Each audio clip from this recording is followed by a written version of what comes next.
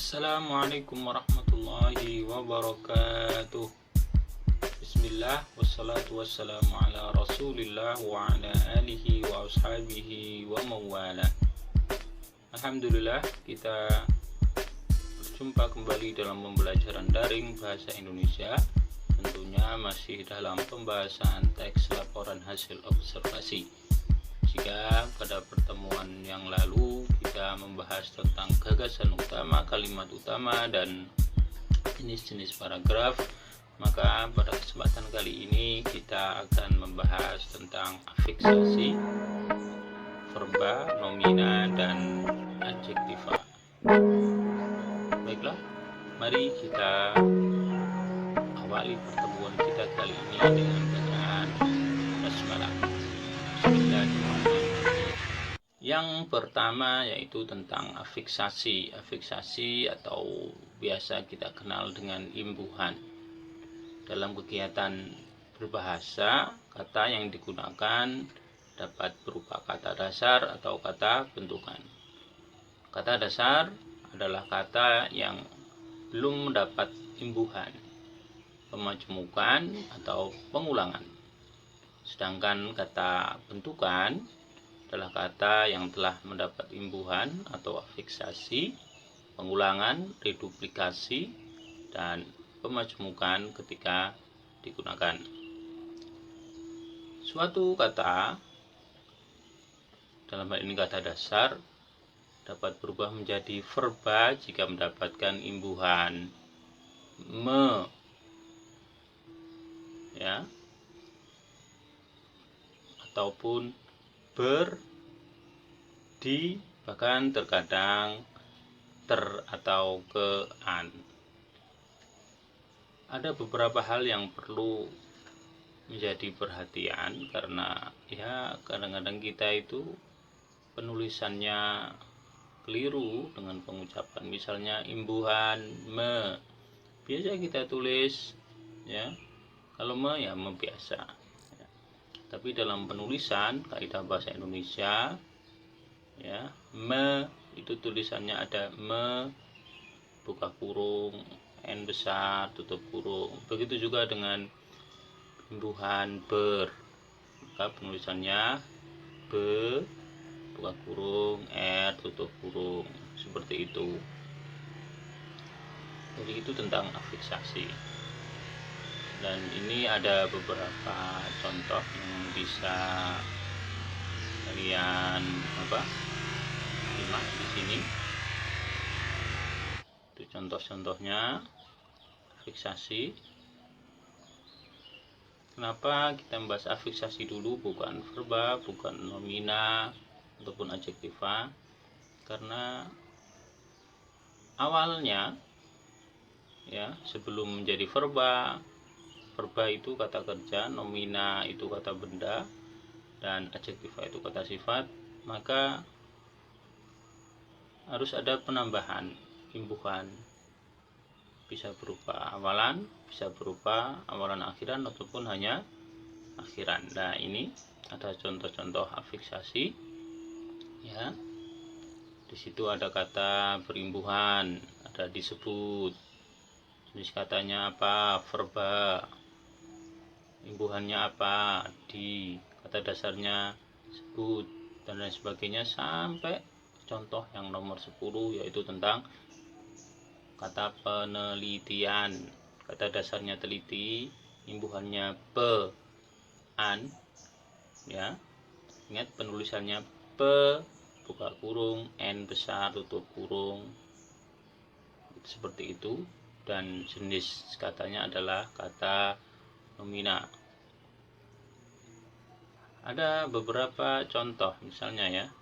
Misalnya ini tentang percuma. Percuma itu kata dasarnya apa? Kata dasarnya cuma. Mendapatkan apa? Mendapatkan afiksasi pe, penulisannya pe buka kurung tutup kurung, r, seperti itu. Atau misalnya seperti ini, merinding. Merinding itu dari kata dasar apa? Merinding dari kata dasar apa? Ya, rinding dari kata dasar rinding, mendapatkan aplikasi me, tapi penulisannya me buka kurung, n besar tutup kurung, jadilah merinding. Rintih pun seperti itu. Silakan disimak contoh-contohnya. Tadi penjelasan tentang afiksasi. Selanjutnya kita akan membahas tentang verba. Verba atau biasa disebut dengan kata kerja. Ingat, verba bukan verbal. Kalau verba itu kata kerja, tapi kalau verbal itu ucapan.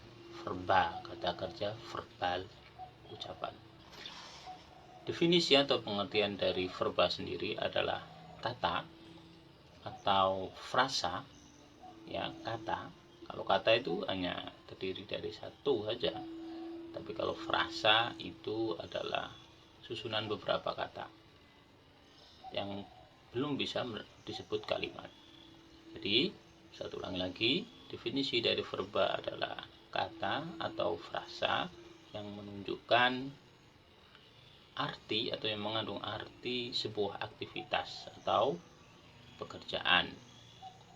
Verba sendiri ada dua jenis, yaitu ada verba aktif dan verba pasif.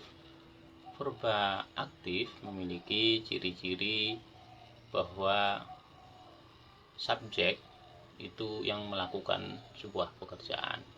Itu ciri yang pertama. Ciri yang kedua biasanya mendapatkan awalan me. Contoh misalnya kata dasar angkat mendapatkan awalan me jadi mengangkat. Ya. Jadi subjeknya itu mengangkat. Contoh misalnya dalam kalimat Ardi mengangkat sekarung beras menuju rumahnya. Ardi subjek, mengangkat itu verba aktif, ya. Sekarung beras sekarung beras itu objek, sedangkan menuju rumahnya adalah keterangan tempat. Selain berciri dengan awalan me, biasanya juga berawalan ber, ya. Contoh misalnya bersepeda merupakan aktivitas yang sangat digandrungi oleh remaja masa kini. Bersepeda itu verba aktif, ya, sangat digandrungi, ya, itu merupakan keterangan sifat gandrung. Terus remaja itu adalah subjek. Itu tadi tentang verba aktif. Sedangkan verba pasif adalah verba atau kata kerja yang mana subjeknya itu akan berubah menjadi objek karena yang dikenai atau yang dibebani dari tindakan tersebut. Contoh misalnya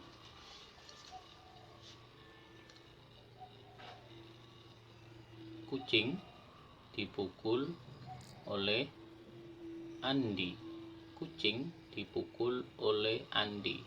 Kucing ini sebagai subjek, tapi dipukul itu adalah verba pasif karena kucingnya itu tidak melakukan pemukulan. Yang memukul siapa? Yang memukul Andi. Jadi kucing yang letaknya katanya itu di depan itu sebenarnya kan subjek, tapi ketika mendapatkan verba pasif, maka kucing itu menjadi objek. Maka kucing itu objek, dipukul itu verbanya, ya, predikatnya. Andi itu pelaku atau subjeknya. Ciri-cirinya yaitu yang paling mudah yaitu biasanya mendapatkan awalan di. Itu tadi tentang verba, ya. Verba ada dua, verba aktif dan verba pasif. Itu tadi tentang verba atau kata kerja. Selanjutnya tentang nomina. nomina biasa kita sebut dengan kata benda. Secara definisi, nomina adalah kata atau frasa yang mengandung makna kebendaan. Sekali lagi, nomina adalah kata atau frasa yang mengandung makna kebendaan.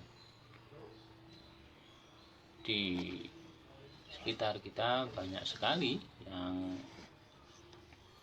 menunjukkan benda, ya, benda, meja, kursi, laptop, dan lain sebagainya itu benda. Sedangkan yang mengandung arti organisasi, ya ada misalnya koperasi, sekolah, ya, Karang Taruna, UNESCO, PBB. Ada juga yang nomina itu berarti pekerjaan atau profesi seperti petani, dokter, ya, guru, itu juga bisa disebut nomina.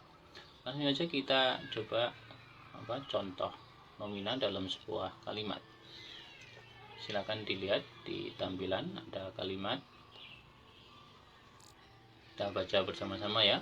Di negara-negara berkembang, pembelajaran jarak jauh saat pandemi sekarang ini sangat membutuhkan infrastruktur telekomunikasi yang memadai dan juga kesiapan para pelajarnya. Kira-kira nominanya mana ya? Kita ulangi sekali lagi. Di negara-negara berkembang, pembelajaran jarak jauh saat pandemi sekarang ini sangat membutuhkan infrastruktur telekomunikasi yang memadai dan juga kesiapan para pelajarnya. Yuk, kira-kira mana? Ya, nomina. Nomina bisa menunjukkan benda, bisa menunjukkan ya instansi, dan bisa menunjukkan profesi. Nominanya mana? Ya betul, negara-negara. Ya, itu satu. Ada lagi infrastruktur. Ya. Terus pelajar. Ya, itu tadi. Jadi dalam kalimat ini ada nominanya yaitu negara-negara, infrastruktur, dan pembelajar. Itu tadi tentang nomina. Demikian tentang nomina atau kata benda. Selanjutnya pada pembahasan terakhir di pertemuan ini adalah tentang adjektiva. Adjektiva atau kata sifat. Secara definisi, adjektiva adalah kata atau frasa yang menunjukkan makna atau mengandung arti sifat. Ya. Kata atau frasa yang menunjukkan makna atau arti sifat.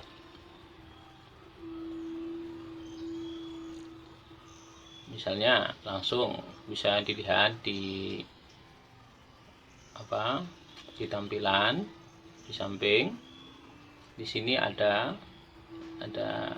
beberapa kata yang mengandung makna sifat atau adjektiva dan ada artinya. Contoh misalnya serius. Serius arti secara kamus atau leksikal itu artinya sungguh-sungguh, gawat, tergantung kalimatnya. Begitu juga dengan besar, itu artinya apa? Punah, langka, utama. Itulah yang menunjukkan adjektiva. Kembali ke contoh yang tadi ya, kalimat yang tadi. Ini kalimatnya yang tadi ketika kita membahas tentang nomina. Di negara-negara berkembang, pembelajaran jarak jauh saat pandemi sekarang ini sangat membutuhkan infrastruktur telekomunikasi yang memadai dan juga kesiapan para pelajarnya. Kalau tadi kita menganalisis nomina, coba kita menganalisis adjektiva. Di negara-negara berkembang, pembelajaran jarak jauh saat pandemi sekarang ini sangat membutuhkan infrastruktur telekomunikasi yang memadai dan juga kesiapan para pelajarnya. Kira-kira mana yang mengandung adjektiva? Kalau tadi nominanya adalah negara-negara, infrastruktur, dan juga pelajar. Nah, sekarang adjektifanya mana? Kata sifatnya ya, yang menunjukkan sifat.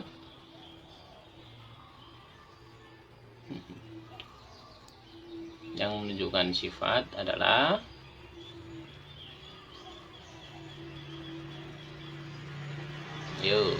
ada sifat. Oke. Nah, silakan. Jarak jauh. Nah, itu jauh, itu sifat ya. Ya, jauh itu sifat.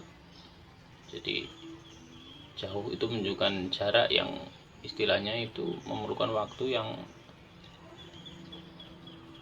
istilahnya kalau dalam kalimat ini yaitu jarak jauh, artinya ya tidak berdekatan, tidak bertatap muka ya, BCC.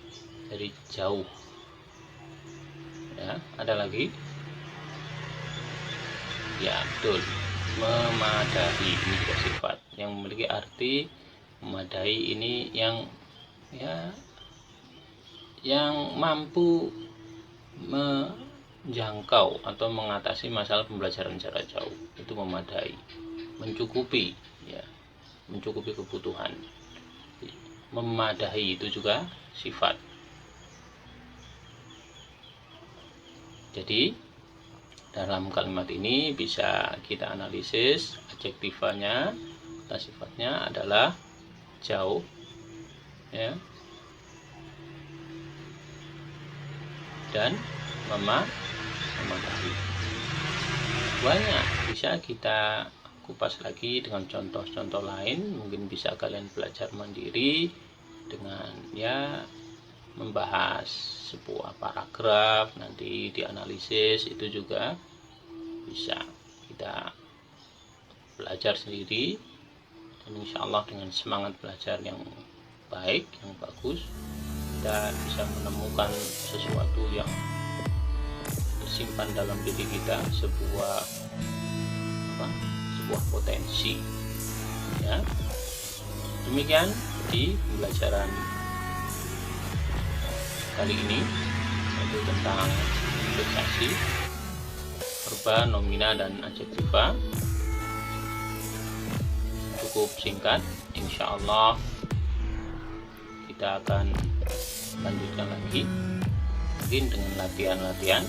Dan pesan Ustadz, silakan eksplor kemampuan kalian dalam berbahasa dan segala pelajaran, semua mapel ya, bisa dicari di website-website terkait.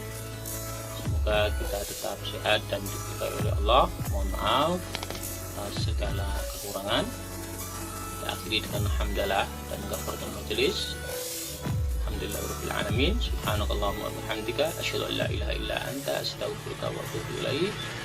Assalamualaikum warahmatullahi wabarakatuh.